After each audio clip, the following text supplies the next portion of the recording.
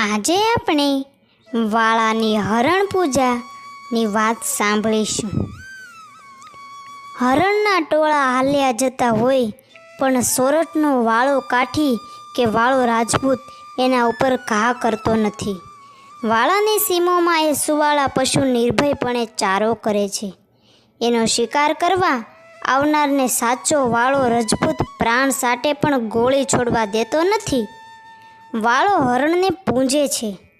જૂના કાળમાં હરણાએ એના વંશ સાટું જીવ દીધા હતા. એની વાત તમને સંભળાવું. વાત એમ બોલાતી આવે છે, બાદશાહીની કચેરીમાં કોઈ ચાડીલો ચારણ હોડ વધી બેઠો. બાદશાહ બોલ્યા, હસીને માથા ઉતારી દેનાર રાજપૂતો હવે મરી ખૂટ્યા છે. ચારણે જવાબ છોડ્યો, બાદશાહ, તમે ખબર જ નથી, રાજપૂત કુળ હજી જીવે છે. એવા પડ્યા છે કે એક સામટા 7 દીકરાના શિર વધેરી લ્યો તોય હસતા હસતા સાતેયના મોત ઓળઘોળ કરે, અને સાતેયની આંખો પગ હેઠળ ચાપે તોય આંખમાંથી એક આંસુય ન દળવા દેવો. ચારણનો ગર્વ બાદશાહથી ખમાયો નહીં. કચેરીના લોકો પણ આ બોલને વણતોળિયા સમજીને દાંત કાઢવા લાગ્યા. ચારણે ફરીવાર પડકાર્યું. 7 દીકરાની આંખ્યું હસતા હસતા પગ હેઠળ ચાપનાર હઠાળા રાજપૂતો પણ પડ્યા છે, અને બાદશાહ વખના પારખા ન હોય દાંત કાઢીને કોઈ રાજપૂતને બદનામું જ્યોમાં બાપ. ચારણની કુલ ફૂલ્ય દેખીને ચડશે ચડેલો બાદશાહ પૂછે છે, એવો કોઈ રાજપૂત ન મળે તો ગઢવી તમે શું હારો? તો ગઢવી કહે, તો હું મારા પંડના દીકરા હારો. તો બાદશાહ કહે, ઠીક ચારણ, આજથી તમારા દીકરાને અમારી અટકાયતમાં લેખજો. આજથી 6 મહિનાની અવધ આપું છું. લઈ આવો એવા રાજપૂતને કે એના 7 દીકરા અને શરત પાળી બતાવો. રજપૂતને હું 2 પાસે રમીએ, એના 7 દીકરાના ડોકા ઉડે અને રમતો રમતો બાપ એની આંખો ચાપે. ફેર પડે તો તારા દીકરાને પણ જલ્લાદ પાસે કપાવું. જા ગોતી આવ. 7 પુત્રોને બંદીખાને સોંપી અને ચારણ ચાલી નીકળ્યું. ગામો ગામને રાજ્યો રાજ્યમાં આથડે છે. ક્ષત્રિયોની પાસે એક સાથે 7 પુત્રોની માથાનો સવાલ કરે અને જે સાંભળે તે હાહાકાર કરી ઉઠે છે. પેટના દીકરાને કપાવી નાખવાનું કોનું અહીંયું કબૂલે? ગઢવી કાઠિયાવાડના વળા ગામમાં આવી પહોંચ્યો. એ ગામમાં વાળો રાજ કરે છે. વાળાએ ચારણનો સવાલ સાંભળીને 7 દીકરાને બોલાવ્યા. 7 જણે શીર ઝુકાવ્યા અને બાપુનો બોલ માથે ચડાવ્યો. 7 હસીને બોલી ઉઠ્યા, બાપુ, એમાં આવડી બધી સમજાવટ શા કારણે? 7 દીકરાને અને એના પિતાને સાથે લઈ ચારણ દિલ્હી નગરમાં મુદત પહેલાં એક જ દિવસે આવી પહોંચ્યો. કચેરીમાં જઈને હાકલ કરી, જય હો ક્ષત્રિય જાતનો. પાતશાહ તાજુબ બન્યો, પણ એટલેથી ઠગાય તેવો તે પાતશાહ હતો નહીં. એણે 7 ક્ષત્રિય પુત્રોને બોલાવી અને કહ્યું, આ મશ્કરી ન સમજતા હો. કાલે સવારે તમારા માથા આ કચેરીમાં ટીંગાતા હશે. ત્યારે 7 જણે જવાબમાં ફક્ત હાસ્ય જ કર્યું. બાદશાહે ફરી ફાંફા માર્યા. બેકૂફ બાળકો, વિચાર કરો. રાજપૂતોએ હસ્યા જ કર્યા. વાળા દરબાર તરફ જોઈને ખુન્નસ ભર્યા નેત્રે પાતશાહ બોલ્યા, દરબાર, દાન લેવાની રીત તો જાણો છો ને?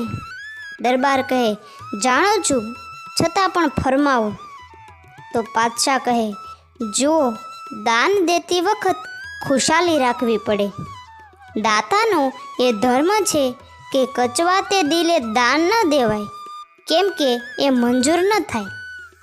ક્ષત્રિયને એમાં કાંઈ નવું નથી, રાજપૂતે કહ્યું.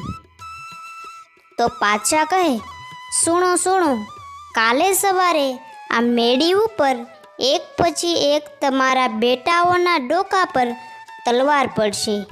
એ અવાજ તમે સાંભળશો અને સાંભળતા સાંભળતા મારી સાથે તમારે ચોપાટ ખેલવી પડશે.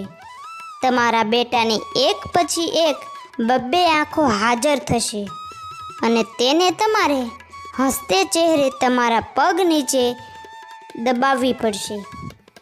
એ દરમિયાન જો આંખમાં જરા પણ પાણી દેખાશે, અવાજમાં જરા પણ દુઃખ દેખાશે, રમતમાં જરા પણ શરત ચૂકાશે, એટલે એક નિશાસો પણ નીકળશે તો એ દાન ફોક થશે અને હું ચારણના દીકરાને પણ જાન લઈશ. સુખેથી પાતશાહ સુખેથી, આમ રાજપૂતે કહ્યું. બીજા દિવસે સવાર પડ્યું. કચેરીમાં મેદની માતી નથી. ચોપાટ મંડાઈ. ખડખડાટ હસીને વાળાએ પાસા રોડવ્યા. સાથોસાથ પાતશાહનો હુકમ છૂટ્યો, ચલાવો કતલ. ચલાવો કતલનો પોકાર પડતા તો 7 ક્ષત્રિપુત્રોમાંથી મોટેરાને ઉપાડી મેડી પર લઈ ગયા. ઉપલી મેડી પર ધડાક એવો અવાજ થયો, જાણે એક માથું પડ્યું. 2 ઘડીમાં તો 2 મોટી મોટી આંખો અને સાથે ચારણનો એક દીકરો દરબારની પાસે હાજર થયો. પાતશાહ કહે, લ્યો દરબાર, આ તમારા મોટા દીકરાની આંખો. દરબારે એ 2 આંખોને પગ નીચે ચગદી છૂટેલા ચારણપુત્રની માથે હાથ મેલ્યો અને ખુશાલ દિલે હસતા હસતા ચોપાટ આગળ ચલાવી. ત્યારે બીજી વાર ધડાકો, લોહીની નીકો અને પોતાના બીજા બેટાની આંખો બાપ આંખોને ઓળખી ઓળખીને ચગતો જાય છે. છૂટેલા ચારણપુત્રોને આશીર્વાદ દઈ રમત ખોલતો જાય છે. એની આંખોમાં આંસુ નથી, મોંમાં નિશ્વાસ નથી, અંતરમાં ઉદાસી નથી. એમ 6 દીકરાની જીવન લીલા પૂરી થઈ ગઈ. પાતશાહના ચહેરા પરથી નૂર ઉડી ગયું. ત્યાં તો 7મો ધડાકો થયો અને દરબારના હાથમાં આંખો આવી પહોંચી. બાપે એ કચેરી નાખી પણ ઓચિતા એની આંખમાંથી 2 આંસુ દડી પડ્યા. તો પાતશાહ કહે, બસ ખલાસ. પાતશાહ ઉકળીને તાળીઓ પાડતો પોકારી ઉઠ્યો, તમારી સખાવત ફોક ગઈ. પકડો એ સાતે ચારણને અને ઉડાવી દો સાતેના ડોકા. વાળો રાજપૂત ગરીબડો બનીને કહે છે, પાદશાહ, પહેલાં મારી કથા સાંભળી લો. હું રોઈ પડ્યો તે મારા દીકરાને માટે નહીં. પાતશાહ કહે, ત્યારે? તો રાજપૂત કહે, આ નાનેરો બાળ મારો નથી, એ પરાઈ દીકરો છે. મને વિચાર આવ્યો કે અરે રે, આ તો એક માણસનો જીવ ઉગારવા બીજા એક પરાયા બાળકને જ મારવું પડ્યું. મારે એક વધુ દીકરો હોત તો પારકા પેટની હત્યા ન થાત. એવા ખેદથી જ મારાથી રોવાઈ ગયું. હું સૂરજની સાખે કહું છું, આ 7મો દીકરો તમારો નહોતો? સમજાવું છું. મારે 6 જ દીકરા હતા. એક દિવસ પરોઢીએ હું ગામને પાદર દિશાએ ગયો. ત્યાં એક બાળકનું રોવું કાને પડ્યું.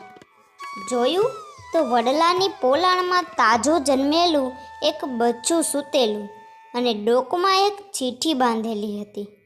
ચિઠ્ઠીમાં લખ્યું હતું કે આ ચારણનો બાળક છે.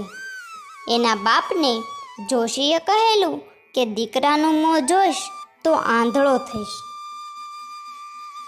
અમારું મવાડું અહીં નીકળેલું.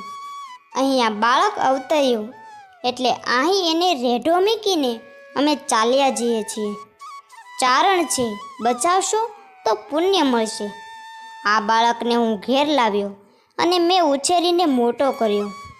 જગતે જાણ્યું કે આ મારો જ દીકરો છે.